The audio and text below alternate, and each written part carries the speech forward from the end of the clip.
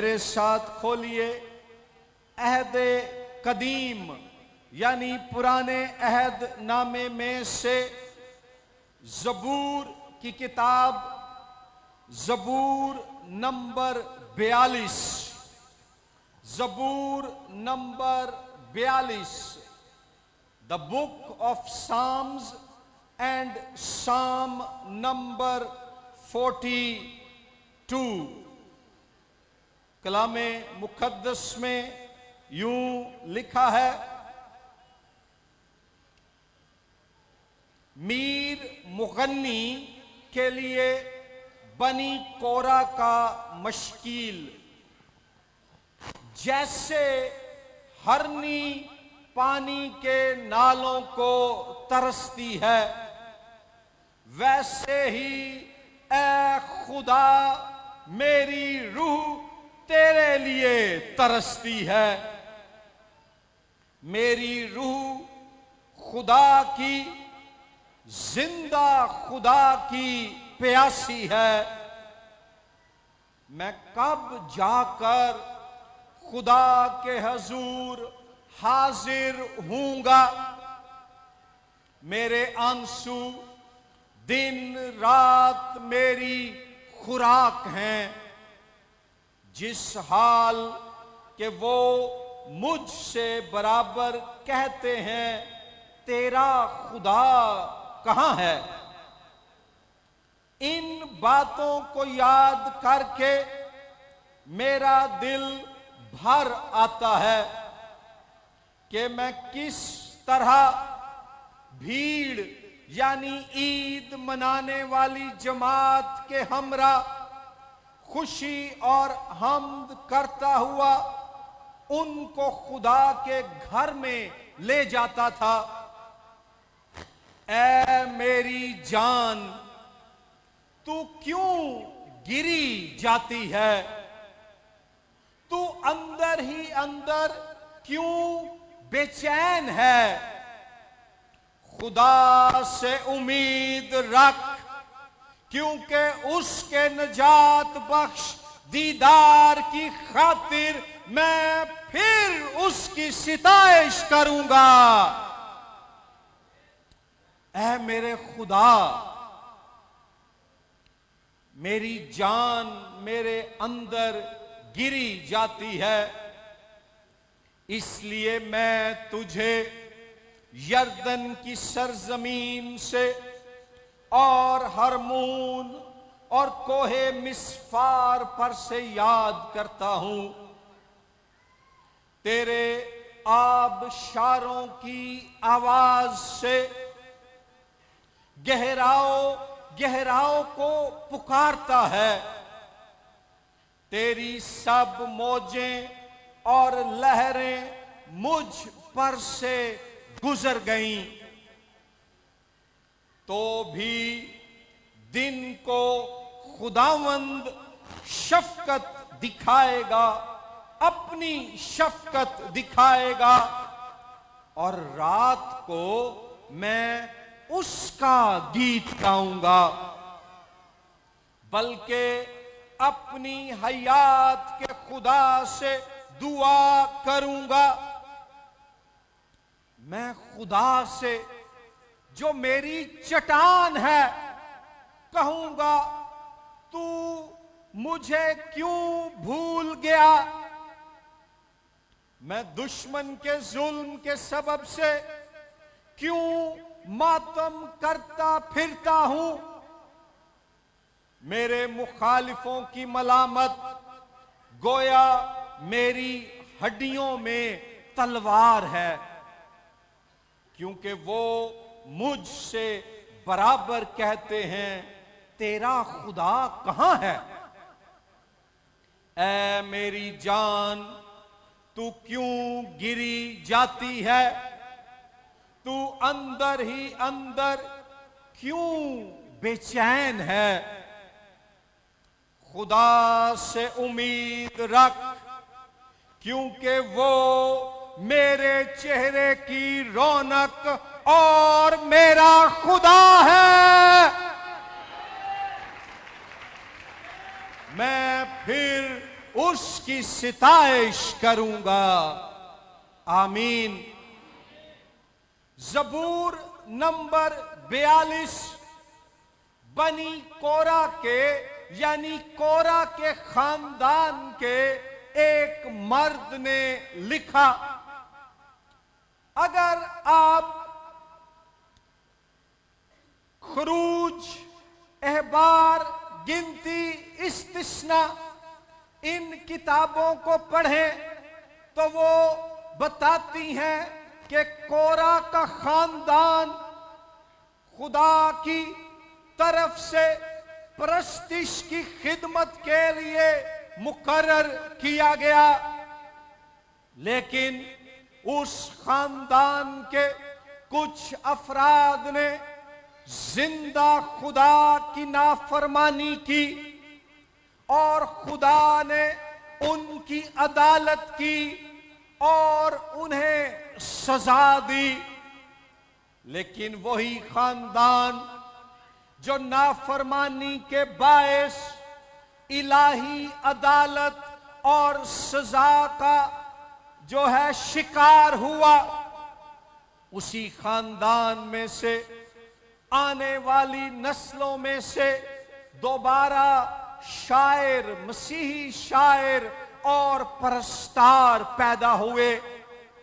Point ये है कि अगर आज कोई बहन, कोई भाई, अगर आप ऐसे खानदान से हैं जिसमें आपके वालिदैन या बाप दादा शराब नोशी, लड़ाई झगड़े, चोरी चकारी, खुदा की नाफरमानी और खुदा की मर्जी की मुखालफत करते रहे हैं या आज भी कर रहे हैं, तो इसका मतलब मेरी बहन, मेरे भाई, ये नहीं है कि आपके लिए शख्सी तौर पर खुदा की तरफ से दरवाजा बंद हो गया है।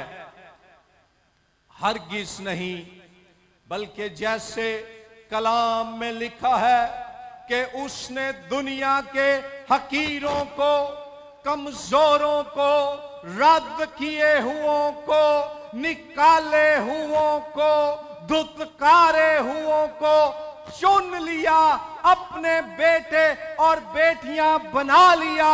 कोरा की मिसाल भी ऐसी ही है। आपकी नस्ल कितनी ही लानतों और सजाओं का शिकार रही हो, आज खुदा आपकी जिंदगी में अपने फजल और अपने रूह से नया काम करना चाहता है। वो आपको बहाल करना चाहता है, वो आपको निजात देना चाहता है। बनी कोरा के खानदान से ताल्लुक रखने वाला ये मसीही, ये यहूदी, मसीहत अभी नहीं आई थी, ये यहूदी जबूर नवीस जलावतन है। अपने मुकद्दस शहर यरूशलेम और अपनी मुकद्दस सरजमीन इस्राइल से बेदखल है। जलावतनी की हालत में उसकी एक ही आरजू है और वो ये है कि काश मैं दोबारा अपने खुदा और उसकी सरजमीन और उसके मुल्क और उसके शहर और उसकी हैकल में, उसकी हजूरी में वापस पहुंच जाऊं। क्या आज आपकी ये ख्वाहिश है? हमने अभी गीत गाया, यस्सु चाहिए मुझे, यस्सु चाहिए। क्या आपके अंदर ये आरजू है कि दुनिया की हर चीज से बढ़कर, दुनिया की हर शय से बढ़कर मुझे एक शख्स चाहिए, खुदावंद यस्सु मसीह नासरी। और याद रखो तुसी बीमारियां तो शिफा पाने लई चर्च आंदे हो, कई नौकरियां दे लई दुआ कराने लई आंदे ने, कई दुबई दा ते इंग्लैंड दा ते ऑस्ट्रेलिया ते कैनेडा ते अमरीका दा वीजा लवान ली दुआ करान आंदे ने। कईयों की और जिस्मानी, माली और मादी जरूरियात हैं। ये सब जरूरतें अहम हैं। खुदा अपने फजल और कुदरत से ये सारी जरूरतें पूरी भी कर सकता और करता है, लेकिन इन तमाम चीजों से पहले, इन तमाम जरूरतों से पहले हमें खुद खुदा की जरूरत है। शिफा लैन आए हो, ओ शिफा देंदा, पर शिफा तो पहला कहो मैनू शाफी चाहिए।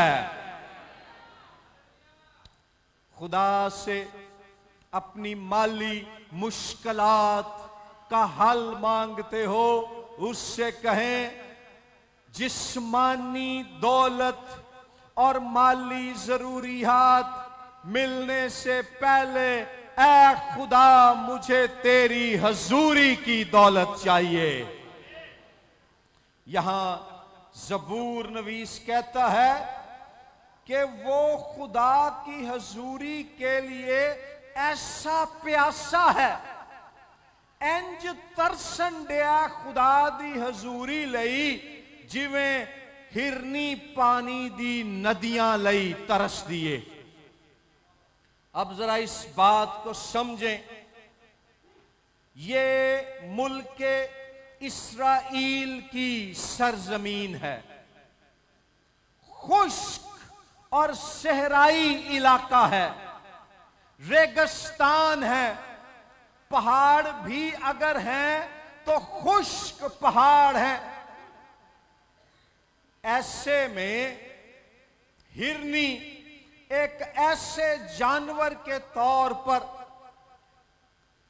देखी जाती थी जो जब उसे प्यास लगती थी तो पानी की तलाश में बड़ा लंबा सफर करके भी अपनी प्यास बुझाने वहां पहुंचती थी। यहां तक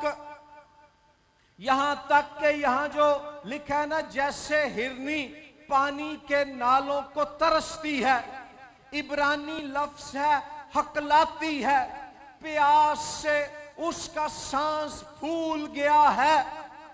अगर हमें कभी बहुत प्यास लगी हो, इस कदर के हमारे जिस्म में ऑक्सीजन की कमी हो जाए और हमारा सांस फूल रहा है, हम गश खाने के, बेहोश होने के करीब हैं, ज़बूर नवीस फरमाता है कि ऐ खुदा, जैसे इस्राइल के तपते सहराओं में और गर्म रेगिस्तानों में एक प्यासी हिरनी पानी की तलाश में है, हकला रही है, उसका सांस फूला हुआ है, वो डेस्परेट है कि मुझे पानी मिल जाए, कहीं मैं मर ना जाऊं। ज़बूर नवीस कहता है मेरे अंदर तेरी हजूरी के लिए ऐसी तड़प है कि अगर तू मुझे ना मिला, तेरी हजूरी, जिंदगी बख्श हजूरी मुझे ना मिली, मैं मर जाऊंगा, मैं बेहोश हो जाऊंगा।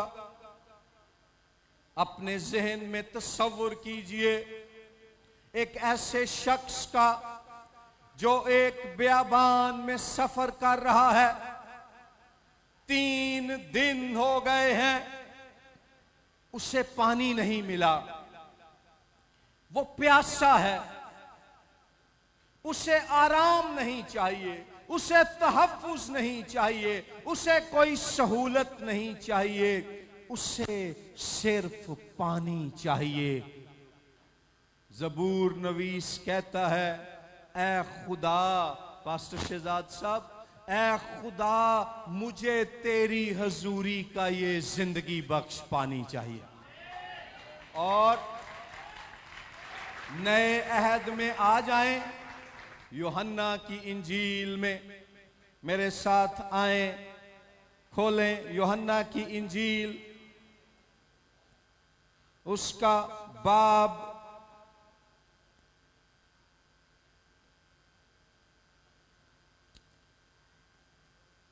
नंबर 7 आयत नंबर 37-39।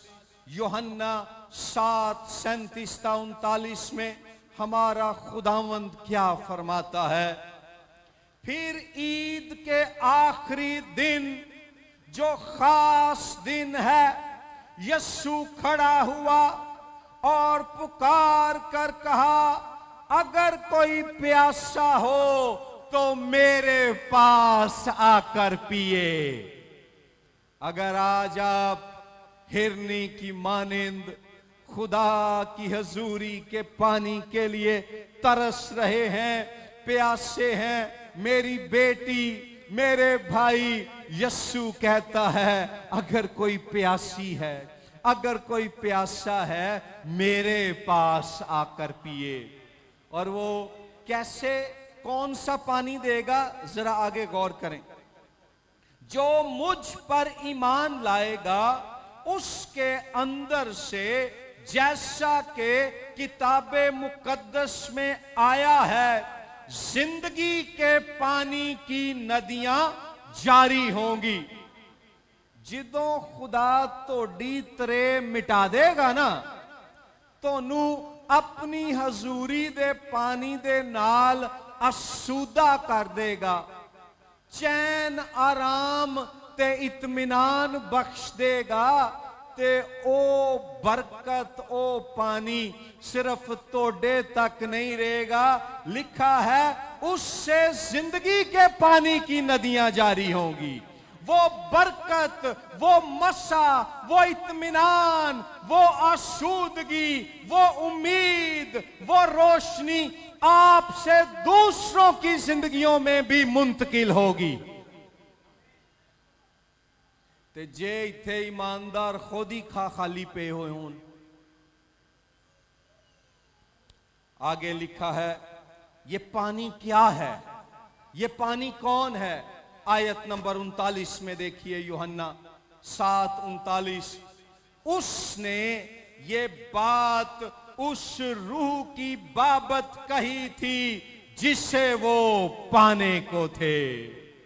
रूहुल कुद्स, पाक रूह, खुदा की हजूरी का वो मुकद्दस पानी है जो हमारी प्यासी जिंदगियों को सैराब करता है। आए आज हम दुआ करें, खुदा से ये फजल मांगे कि मैं तेरी हजूरी के मुकद्दस पानी रूहुल कुद्स के लिए प्यासा हूं। मैं तेरी हजूरी के पाक पानी, पाक रूह के लिए तरसती हूं। मुझे ताजा कर दे, मुझे सैराब कर दे, मुझे आसूदा कर दे, मुझे मुतमईन कर दे। इससे पहले कि मैं कोई और चीज तुझसे मांगूं, घर, गाड़ी, जिस्मानी शिफा, वीजा या कोई और जरूरत, ऐ खुदावंद यस्सु, तू और तेरा पाक रूह मुझे चाहिए। इसके बाद वो बयान करता है, मेरी रूह खुदा की, जिंदा खुदा की प्यासी है, यानी कि मैं अपने बातिन की गहराई से आ खुदा तेरा तलबगार हूं। वो कहता है मेरे आंसू दिन रात मेरी खुराक है, यानी कि डीप लॉन्गिंग, गहरी आरजू है, गहरी आरजू है। आगे चलकर जैसा मैंने बयान किया कि वो अपने मुल्क से जलावतन है, किसी और सरजमीन में है। आयत 4 में वो कहता है मेरा दिल भर आता है, यानी मेरी आंखों से आंसू और मेरे दिल में गम पैदा हो जाता है जब मैं तेरी हैकल को, तेरे घर को याद करता हूं, जहां मैं तेरे लोगों के साथ मिलकर तेरी इबादत को जाता था। अब मैं वहां नहीं हूं, मैं जला वतन हूं। नए अहद के ईमानदार होते हुए याद रखें कि आज हमारे लिए हैकल नंबर 1 खुदावंद यस्सु मसीह का बदन है। यूहन्ना की इंजील के 2 बाब में खुदावंद यस्सु मसीह ने फरमाया कि अगर तुम इस मकदस को, इस हैकल को गिरा दोगे, यूहन्ना की इंजील बाब नंबर 2 आयत नंबर 19, यहूदियों ने हमारे खुदावंद से निशान मांगा।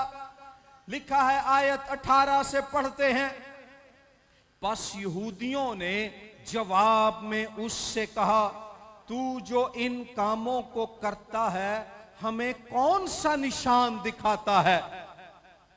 यस्सु ने जवाब में उनसे कहा इस मकदिस को, हैकल को ढहा दो तो मैं इसे 3 दिन में खड़ा कर दूंगा।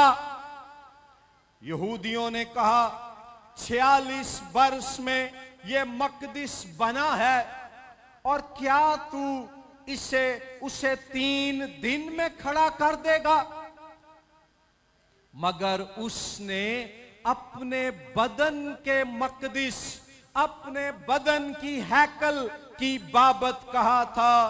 बस जब वो मुर्दों में से जी उठा तो उसके शागिर्दों को याद आया कि उसने ये कहा था और उन्होंने किताबे मुकद्दस और उस कौल का जो यस्सु ने कहा था यकीन किया। पॉइंट क्या है? हैकल वो जगह थी जहां यहूदियों को खुदा की हजूरी नसीब होती थी, जहां उनकी खुदा से मुलाकात होती थी पुराने अहद में। लेकिन अब नए अहद में खुदा की हैकल, खुदा की जिंदा हैकल, जिसके वसीले से हमारी खुदा बाप से मुलाकात होती है, हमें खुदा की हजूरी मिलती है, हमें निजात मिलती है, शिफा मिलती है, उम्मीद मिलती है। उस हैकल का नाम है खुदावंद यस्सु मसीह नासरी। उसने फरमाया कोई मेरे वसीले के बगैर बाप के पास नहीं आता। और यहां लिखा है उसने कहा इस मकदिस को, इस हैकल को ढा दो। उन्होंने उसे गिरफ्तार किया और उसके चेहरे पर थूका, उसकी कमर पर कोड़े बरसाए, उसके हाथों और पांवों में कील ठोंक दिए, उसके सर पर कांटों का ताज रख दिया, उसकी पसली में नेजा मार डाला, उसे कत्ल कर डाला। और वो समझे कि अब ये हैकल ढा दी गई है, ये मकदिस बर्बाद हो गया है। यस्सु मसीह दी कहानी ते मिशन दा एंड हो गया। लेकिन कलाम मुकद्दस की गवाही है कि तीसरे दिन पाक रूह की कुदरत से मौत के बंद खोलकर और कब्र के पत्थर को हटाकर खुदा की जिंदा हैकल, उसका पाक मकदिस, हमारा खुदावंद यीशु मसीह जी उठा, कब्र से बाहर आया, ऐलान किया कि देखो मैं मर गया था मगर अब जिंदा हूं और अब्दुल आबाद जिंदा रहूंगा। अब ये यीशु जो खुदा का मकदस है, हमने इससे मिलना है, इसको पाना है अपने गुनाहों से तौबा करके, उसके नाम पर ईमान लाकर, और अगर पहले से ईमानदार हैं उसकी पैरवी करके उससे जिंदगी और इलाही हजूरी के पानी रूहुल कुद्स को लेकर। लेकिन सिर्फ नए अहद में यीशु मसीह ही खुदा की हैकल नहीं है, खुदा का मकदस नहीं है, बल्कि देखे मेरे साथ पहला कुरिन्थियों बाब नंबर 3, पहला कुरिन्थियों बाब नंबर 3 आयत नंबर 16 में कलीसिया को, आप लोगों को, ईमानदारों की जमात को भी खुदा का मकदिस, खुदा की हैकल कहा गया है। देखें पहला कुरिन्थियों 3:16 लिखा है, क्या तुम नहीं जानते कि तुम खुदा का मकदिस हो, खुदा की हैकल हो और खुदा का रूह तुम में बसा हुआ है। इसलिए यीशु को पाने के बाद बाकायदगी से हर इतवार और हफ्ते के दौरान भी जो इबादत होती हैं, खुदा की हैकल, उसकी कलीसिया, उसके लोगों में शामिल होना है। अगर आप बीमार हैं या आपकी कोई और वजह है कि आप चर्च नहीं आ सकते, तो आप ऑनलाइन ज्वाइन कर लें। आज भी ऑनलाइन लोग देख रहे हैं।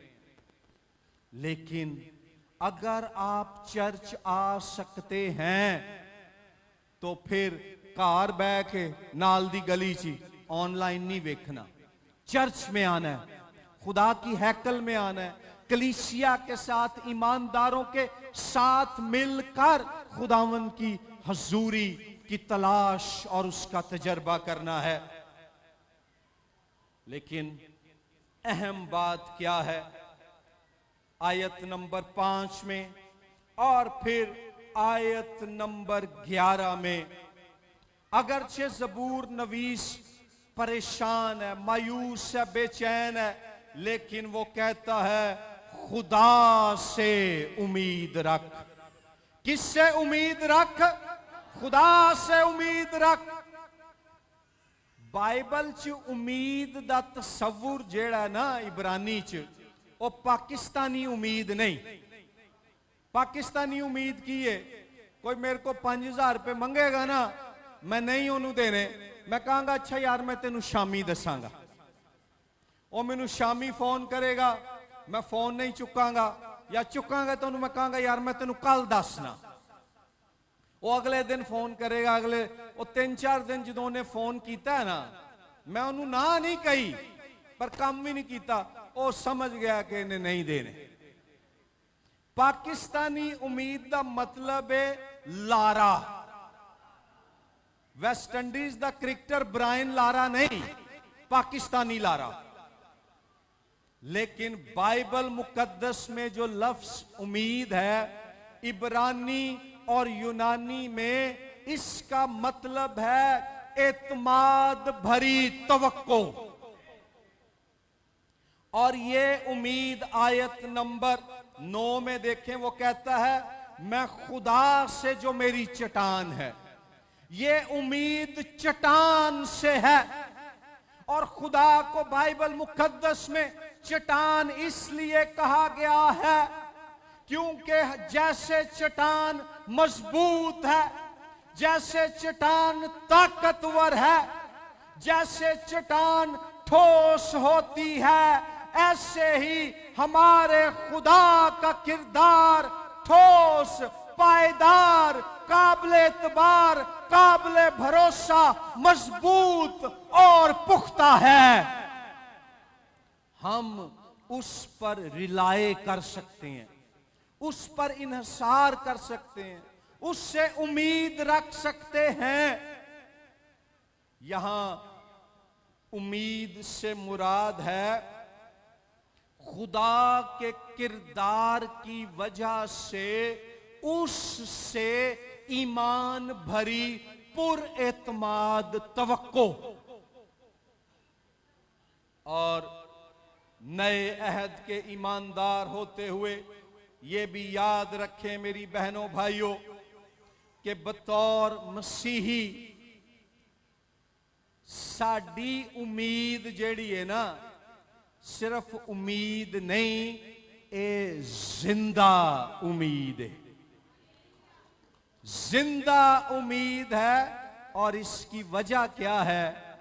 क्योंकि हमारा खुदावंद यस्सु मसीह जिंदा है। एक अनपढ़ आदमी नूं पुछया गया,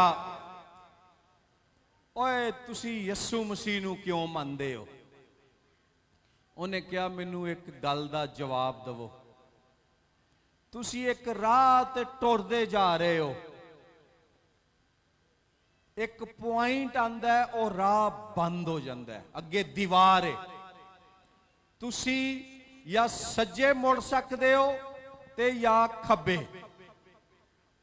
खब्बे पासे एक लाश पई हुई है, मुर्दा इंसान। सज्जे पासे एक जिंदा आदमी खलोता है। तोनू नहीं पता केड़े पासे मुड़ना चाहिए। उन्हां दुआं चों कौन तोनू राह दस सकदा है, राह वखा सकदा है?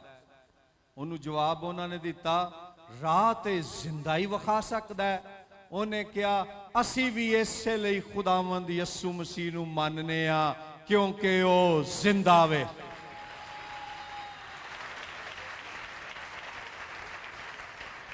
और मेरी बहनों, मेरे भाइयों, गौर कीजिए इस जबूर में, बावजूद इसके कि जबूर नवीस कह रहा है कि मेरी जान प्यासी है, फिर वो कहता है मेरे आंसू दिन रात मेरी खुराक है, फिर वो कहता है मेरा दिल भर आता है, फिर वो कहता है मैं बेचैन हूं, मेरी जान गिरी जाती है।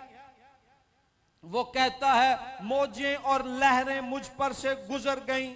फिर वो कहता है मैं मातम करता फिरता हूं।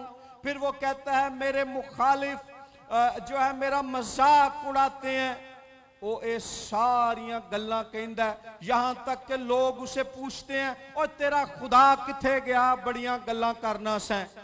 लेकिन इन सब बातों के बाद वो कहता है खुदा से उम्मीद रख, क्योंकि वो मेरे चेहरे की रौनक है।